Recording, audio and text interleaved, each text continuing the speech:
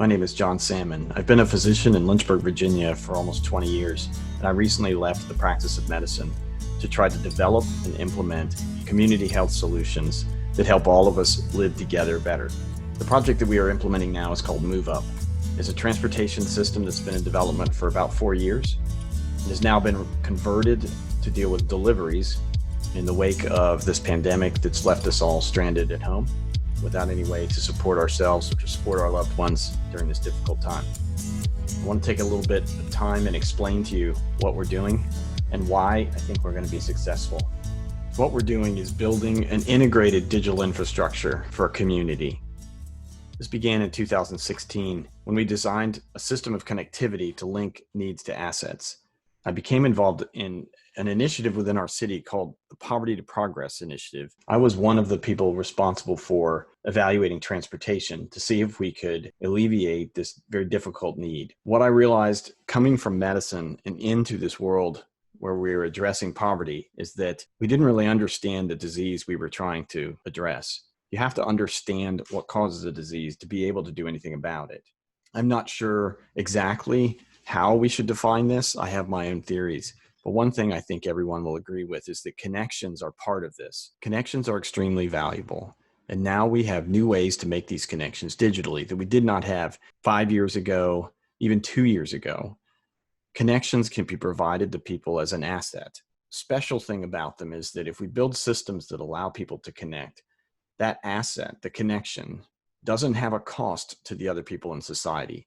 This is the first time in history where we've had an asset that we can give to others that has no societal cost, and in fact improves our lives even as it improves the other person's life. For decades we've been working on this problem and we've not made any progress. I believe this is because we have 20th century principles in a 21st century world.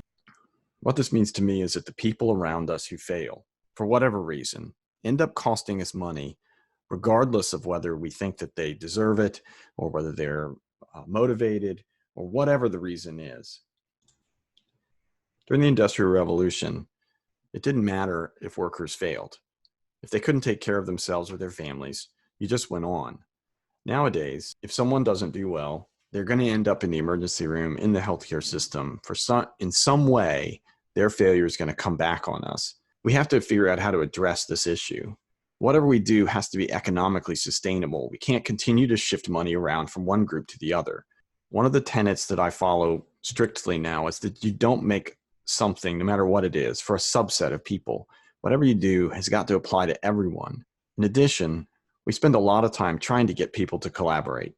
I've been to countless meetings where we all sit together and talk about how great the world would be if we would all just work together. That's wonderful. It's a great thought, but it's never going to happen. We need to stop wasting time and money trying to get people to work together when they're just not going to do it. There's never been a better time to demonstrate that solutions are not going to come from the industry or government. Neither of these things is capable of creating solutions for us. The good news is we can create these solutions now for ourselves. I want to talk a little bit about social determinants of health. Within the healthcare world, this is a buzzword now. Everyone is realizing this. Social determinants of health are so important. What does this mean? The World Health Organization defines these as conditions in which you live. This is your community. It turns out that the health of a person is determined much more by the health of the community that they live in than by the delivery of healthcare. And yet we spend all of our money on that small subset of the delivery of healthcare. This is creating a lot of problems for the healthcare system. We are being paid more and more on our outcomes, but it turns out those outcomes aren't related to the treatments which we provide. They're instead related to the community in which the person lives. If we don't have any control over that community, how are we supposed to keep people healthy and have good outcomes? This is one of the reasons that the cost of healthcare is skyrocketing. Transportation turns out to be the #1 social determinant of health. This is because it's actually embedded in all of the different facets of life.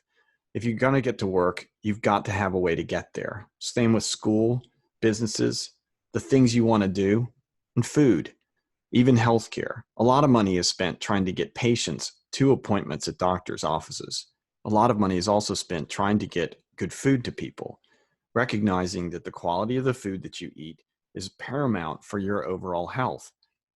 People talk a lot about food deserts, areas of communities which there's no good grocery store and no way to get to really healthy food. And people are left eating at McDonald's or Dollar General on a regular basis. With good transportation, the food doesn't have to be right near where people live. They can get to the food using that system of transportation. This is a major problem, especially in smaller cities and rural areas where public transportation doesn't work. About 4 years ago, I began designing a comprehensive digital network that would serve as a transportation system. It was built from the beginning to accommodate anyone in the system. It can't be for a subset of people. Many people in the community, especially our older people, cannot use a smartphone. We have to have a way that they can access the system as well. In addition, we need to be able to connect anybody to a means of transportation that's suitable for them. Everyone needs a way to get around. So MoveUp is a unique architecture. It allows any group to create or manage its own transportation system to suit their needs. It creates individual networks that can then be interlinked as much or as little as desired. For instance, 2 restaurants could get together and create their own network, or a group of restaurants.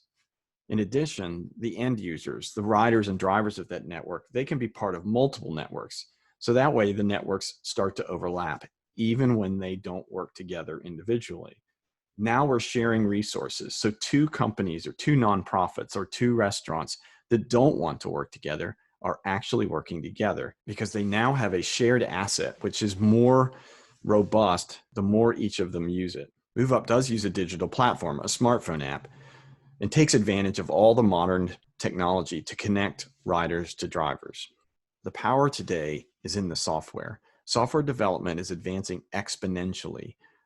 Software functionality is not patentable, which means if I create a neat app, someone can just look at how the app functions and write it themselves. You can't download and steal the code, but you can do what the other person shows. So if I see a function that is effective, that's helpful, that's a solution, I can just write that solution into whatever I make. And that's exactly what we're doing.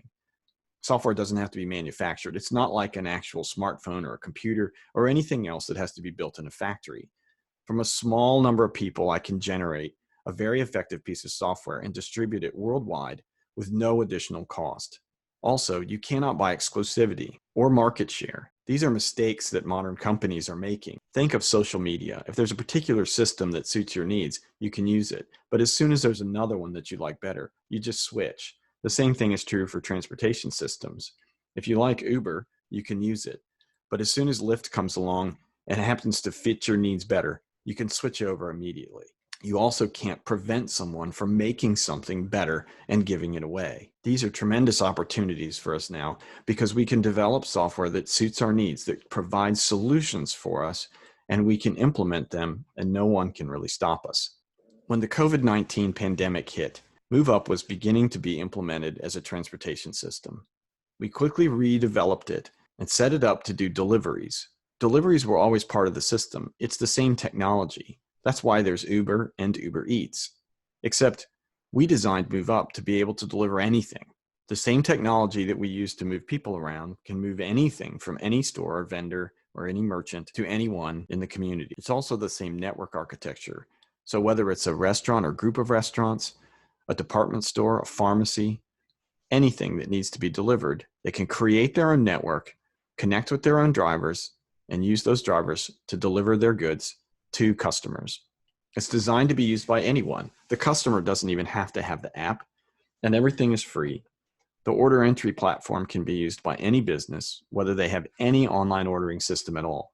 The initial 2 years of MoveUp's development was performed by a software company called Clever Road in Ukraine. They did a wonderful job helping develop some of the functionality, but as the software development process has improved, we've been able to move it all local. Our capabilities in terms of what we put into the app are much more robust now. This gives us the ability to react to customer needs.